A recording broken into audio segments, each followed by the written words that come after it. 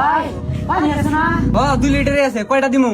একটাই দেন, তাড়াতাড়ি দেন। এখানে একটা পোলা অ্যাক্সিডেন্ট হয়ে অজ্ঞান হয়ে পড়ে রয়েছে, ওর মাথায় পানি ঢালা লাগবো। ও অ্যাক্সিডেন্ট করছে, তাড়াতাড়ি 2 লিটার পানি 600 টাকা লাগবো। 600 টাকা মানে 2 লিটার পানি দাম 40 টাকা, আপনি 600 টাকা চাইতেছেন কেন? আশেপাশে কোনো দোকানও নাই, আর কোথায় পানি পাবেনও না, পড়ছেন বিপদ, এই জন্য তো একটু দাম বেশি হইবই। ভাই ওই ছেলেটা আমার কিছু লাগে না, আমরা রাস্তা দিয়ে আসার সময় দেখি পইরা রয়েছে। ভাই মানুষের বিপদের সময় এরকম সুযোগ নিয়েন না, দেন পানিটা দেন। আমার এত কথা শুনে লাভ নাই, 600 টাকা দেন, পানি দিতেছি। ভাই আমার কাছে 600 টাকা নাই ভাই, আমার কাছে 100 টাকা আছে ভাই, পানিটা দেন ভাই, ওই ছেলেটারে বাঁচাইতে হইব।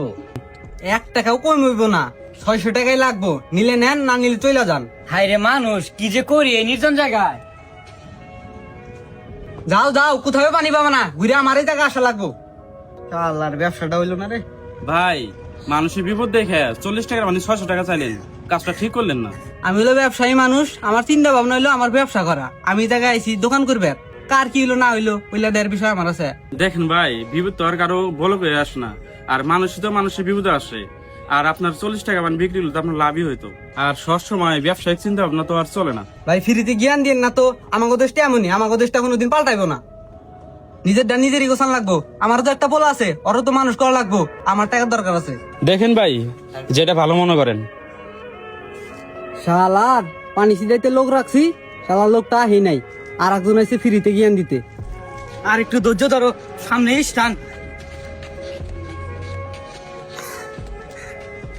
এটা আমার কোনো স্বামী নাই, দাঁড়া দাঁড়া, ওর কি হয়েছে?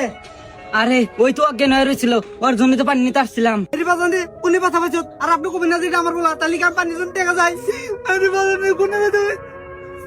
ও আমনের পোলা থেকে পানি ফ্রিতে দিতেন, আর অন্যের পোলার জন্য 40 টাকার পানি 600 টাকা। ভাই এখন খুব খারাপ লাগতেছে তাই না? ভাই ধরুন অন্য কারো ছেলে বিপদে পড়ছে, সেও তো কোনো বাবার সন্তান, সেও তো কোনো বাবার সোনার টুকরা। ভাই আপনি যেন কি বলছিলেন, দেশ পাল্টাবে না, আপনি চিন্তা ভাবনা পাল্টান, দেশ ঠিকই পাল্টাবে। ভাই চলেন আগে ওর হসপিটালে নিয়ে যাই। নন ভাই নিয়ে যাই।